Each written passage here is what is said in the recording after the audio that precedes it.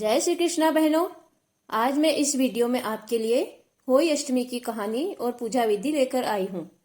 सबसे पहले मैं आपको होई अष्टमी की पूजन विधि बताती हूँ। होई अष्टमी लगते कार्तिक की अष्टमी को मनाई जाती है। होई अष्टमी की पूजा करते हैं और उपवास करते हैं। शाम को गाय बछड़े की पूजा करते हैं, कहानी सुनते हैं और तारे को अर्घ देकर भोजन करते हैं। थूली चावल की रसोई बनाते हैं या सीरा पूड़ी की रसोई बनाते हैं। 7 दाने गेहूं के हाथ में लेकर कहानी सुने, सीरे व रुपये से बायना निकालें। बहुत से लोग होई माता दीवार पर भी मानते हैं, उसकी पूजा करते हैं। इसमें चांदी की होई की मूर्ति भी रखते हैं और एक नाल में 2 चांदी के मोती पोकर पटिये पर रखकर उनकी पूजा करते हैं। इसमें जितने लड़के होते हैं उतने चांदी के मोती बढ़ते जाते हैं और जितने बेटे के ब्याह होते हैं उतने मन के बढ़ते जाते हैं। अगर उजमन हो तो हलवे या गुलगुले 8 जगह एक थाली में रखते हैं। वह साड़ी ब्लाउज रखकर हाथ फेरकर सासू को दे देते हैं।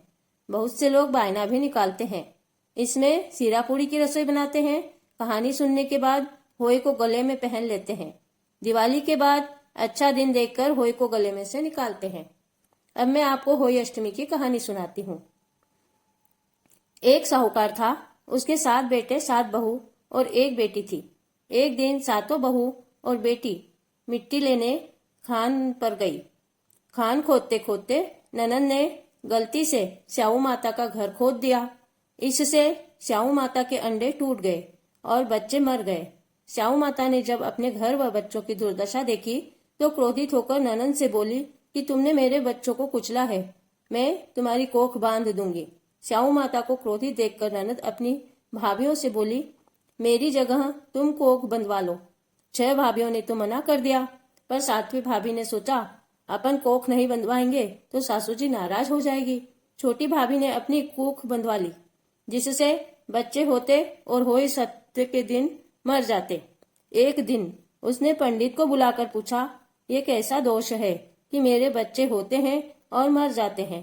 पंडित ने बोला कि तुम सुरही गाय की सेवा किया करो, वो स्याऊ माता की सहेली है, जिससे तुम्हारी कोख छुड़वा देगी।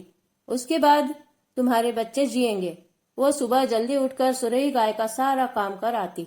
एक दिन गौ माता सोचे कि आजकल कौन मेरा सब काम करता है, ये बहुएं तो आपस में लड़ाई करती रहती है। आज देखना चाहिए कि कौन सी बहू काम करके जाती है। गौ माता सुबह जल्दी उठकर बैठ गई और देखने लगी कि साहूकार के छोटे बेटे की बहू सारा काम कर रही है। गौ माता ने बहू से पूछा कि तुझे क्या चाहिए जो तू मेरी इतना काम करती है। वो बोली, पहले आप मुझे वचन दो। गौ माता ने वचन दे दिया। बहू बोली कि स्याऊ माता के पास मेरी कोख बंधी हुई है और स्याऊ माता तुम्हारी सहेली है, इसलिए तुम उससे बोलकर मेरी कोख छुड़वा दो। जब गौ माता बहू को 7 समुंदर पार अपनी सहेली के पास ले जाने लगी, रास्ते में धूप थी तो दोनों एक पेड़ के नीचे बैठ गई। थोड़ी देर में वहां एक सांप आया। पेड़ के ऊपर गरुड़ पंखनी के बच्चे थे, जिनको सांप डसने लगा। साहूकार की बहू ने देख लिया और सांप को मारकर ढाल के नीचे रख दिया। गरुड़ पंखनी आई, आकर साहूकार की बहू को चोंच मारने लगी। बहू बोली, मैंने तेरे बच्चों को नहीं मारा है, सांप ने मारा है, मैंने तो उससे बचाया है। यह बात सुनकर गरुड़ पंखनी बोली, तुमने मेरे बच्चों को बचाया है, तुम कुछ मांग सकते हो तो मांग लो। बहू बोली कि 7 समुंदर पार स्याऊ माता रहती है, मुझे उसके पास पहुंचा दो। गरुड़ पंखनी अपनी पीठ पर बैठाकर दोनों को स्याऊ माता के पास पहुंचा दिया। स्याऊ माता गौ माता को देखकर बोली, आ बहन, बहुत दिन में आई, मेरे सिर में जूं पड़ गई है, उसको निकाल दे। गौ माता बोली, मेरे साथ में आई है, उससे निकला ले। साहूकार की बहू ने स्याऊ माता की जूं निकाल दी।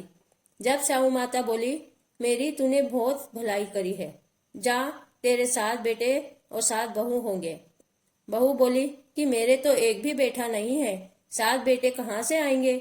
जब स्याऊ माता बोली कि क्यों नहीं है, बहू बोली, मेरे को वचन दो। जब स्याऊ माता बोली कि जा वचन दिया, अब बता क्या बात है। जब बहू बोली कि मेरी कोख तो तुम्हारे पास बंधी पड़ी है। जब स्याऊ माता बोली कि तू तो मेरे को बहुत ठग लिया, तेरी कोख खोलती तो नहीं, लेकिन अब खोलनी पड़ेगी। जा तेरे 7 बेटे और 7 बहू घर पर मिलेंगे। तू साथ उजबन करियो, साथ होई मांडियो, साथ कढ़ाई करियो। बहू ने घर जाकर देखा तो 7 बेटे और 7 बहू बैठी थी। बहुत धन हो गया।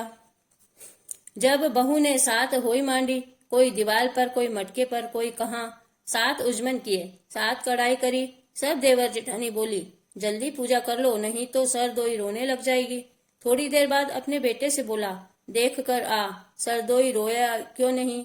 वो आकर बोला कि चाची के यहाँ होई मंडी हुई है, खूब उजमन हो रहे हैं। जब देवर जेठानी दौड़ी दौड़ी आई, देखे तो बहू कोख छुड़ा लाई। सब ने पूछा, कोख कैसे छुड़ाई। बहू बोली, तुम कोई ने कोख नहीं बंधाई, मैं छोटी थी सो बंधवा ली थी। स्याऊ माता ने दया करके मेरी कोख खोल दी है। स्याऊ माता जैसे साहूकार की छोटी बहू की कोख खोली, वैसे ही सबकी खोलना। कहते ने, सुनता ने, हुकारा भरता ने, बोलो अहोई अष्टमी माता की जय। एक छोटा सा लड़का एक चमची में चावल, एक चमची में दूध लेकर घूम रहा था और बोल रहा था, कोई मेरी खीर बना दो, कोई मेरी खीर बना दो। कोई भी उसकी बात नहीं सुन रहा था। तब एक डोकरी माई यह सब देख रही थी। डोकरी माई ने बोला कि ला बेटा, मैं तेरी खीर बना दूं। गणेश जी ने कहा कि माँ, बड़ी सी कढ़ाई चढ़ा दो, 1 चम्मच दूध, 1 चम्मच चावल डाल दो। डोकरी माई ने एक बहुत बड़ी कढ़ाई चढ़ा दी, उसमें 1 चम्मच दूध, 1 चम्मच चावल डाल दिया। गणेश जी के चमत्कार से कढ़ाई लबालब खीर से भर गई। गणेश जी ने कहा, माँ, सारी नगरी को न्योता दे दो। डोकरी माँ ने सारी नगरी को न्योता दे दिया। नगरी के लोग बोले कि चलो देखते हैं क्या है, अगर डोकरी माई के पास कुछ न होगा तो पानी ढोल कर आ जाएंगे। सारी नगरी जिमने आई तो भर पेट खीर खा ली, खूब खीर खाई, तब भी कढ़ाई लबालब खीर से भरी हुई थी। डोकरी माई की बहू को भूख लगी तो भर के कटोरे दरवाजे के पीछे छिपकर खीर खाने लगी और बोली कि आओ गणेश जी, भोग लग जाओ। थोड़ी देर में गणेश जी आए।